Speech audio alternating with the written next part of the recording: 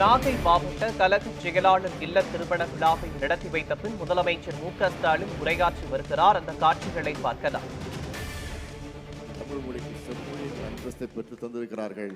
ஆக அப்படிப்பட்ட செம்மொழியில அந்த தமிழ் பெயர்களை சூட்டுங்கள் என்ற அன்பான வேண்டுகோளை வைத்து புரட்சி கவிஞர் பாரதிதாசன் எடுத்துச் சொல்லி இருக்கக்கூடிய வீட்டிற்கு விளக்காய் நாட்டிற்கு தொண்டர்களாய் மணமக்கள் வாழுங்கள் வாழுங்கள் வாழுங்கள் என்று வாழ்த்தி மணவிழா கண்டிருக்கக்கூடிய உங்களை மீண்டும் ஒரு முறை வாழ்த்தி விடைபெறுகிறேன். நன்றி, வணக்கம்.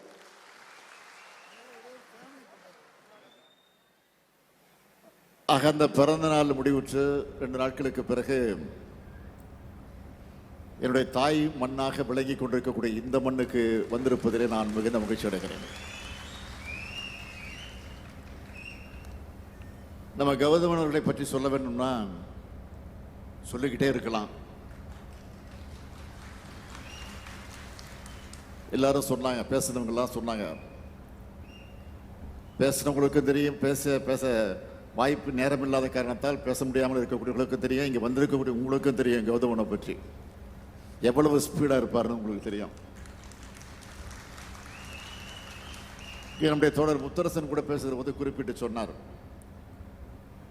தேர்தல் நேரத்தில் கூட்டணி கட்சி தோழர்கள்லாம் கௌதமனை பார்த்து பயப்படுவாங்க என்று சொன்னார். பேசுகிற பேச்சு வேகமாக இருக்கும், அதை பார்த்து பயப்படுவாங்க என்ற உணர்வோடு சொன்னார். நான் கூட அப்போ சொன்னதாக சொன்னார், டோன் அப்படி இருக்குன்னு. கூட்டணி கட்சிக்காரங்க மட்டும் எங்கள் கட்சிக்காரங்களே அவரை பார்த்து பயப்படுவாங்க.